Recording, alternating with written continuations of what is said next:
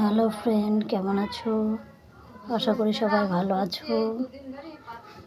আজকে অনুর কিচেনে তোমাদেরকে স্বাগত জানাই।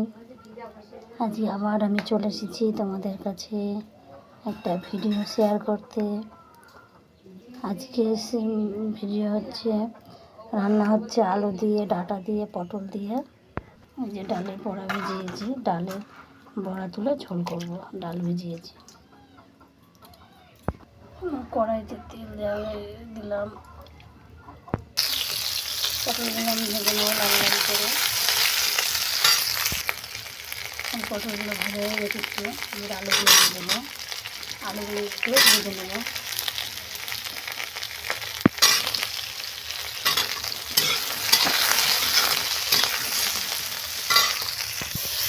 ডাঁটা দিয়ে দেবো, ডাঁটাটা দিয়ে কিছুক্ষণ নাড়াচাড়া করে নেবো।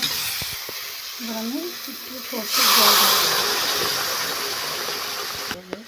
সর্ষের জল দিলাম, কারণ সর্ষেটা বাটা হয়নি। এই কালো অংশটা ধরা পড়ে যাবে ভালো, এই যে এই কালো অংশটা আমি ফেলে দেবো। এরপর আমি হলুদ গুঁড়ো পরিমাণ মতো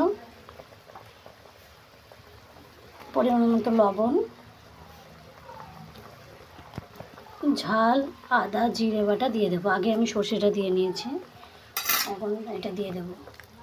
দিয়ে নাড়াচাড়া করে নেবো। এবার আমি এটা মিক্সার জারে ডাল নিয়ে নিয়েছি। এবারে আমি ডালটাকে বেটে নিয়ে আসবো। এবারে আমি ডালটা গামলার মধ্যে ঢেলে নেব। এর মধ্যে আমি পরিমাণ মতো হলুদ গুঁড়ো, সামান্য একটু লবণ দিয়ে মাখিয়ে নেব। সামান্য একটু রসুন দিলাম, একটু পেঁয়াজ কুচি দিলাম। এবার একটু মাখিয়ে আমি কড়াই বসিয়ে দিয়েছি, তেল দিয়ে দিলাম। এবার আমি ছোটো ছোটো করে বড়া করে নেব।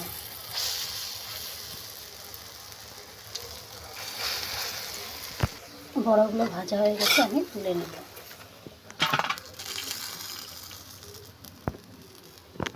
আমার বড়াগুলো তোলা হয়ে গেছে। এবার আমি কড়াইতে আবার তেল দিয়ে দেব।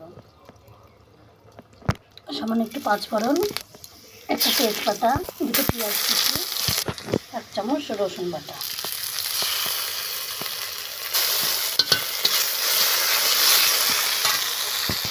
সামান্য একটু হলুদ গুঁড়ো। এবার আমি তরকারিটা ঢেলে দেবো। এবার আমি ডালের বড়াগুলো এর মধ্যে অ্যাড করব। আমার হয়ে গেছে, এবার আমি নামিয়ে তোমাদের দেখাচ্ছি। দেখো বন্ধুরা কেমন লাগছে। একবার এরকম করে রেঁধে দেখবে, খেতে অসাধারণ লাগবে। আর ভিডিওটা ভালো লাগলে লাইক, কমেন্ট, শেয়ার করবে। আর পুরো ভিডিওটা দেখার জন্য থ্যাংক ইউ। আবার ফিরে আসবো অন্য কোনো রেসিপি, অন্য কোনো ভিডিও নিয়ে। সবাই ভালো থাকবেন, সুস্থ থাকবেন।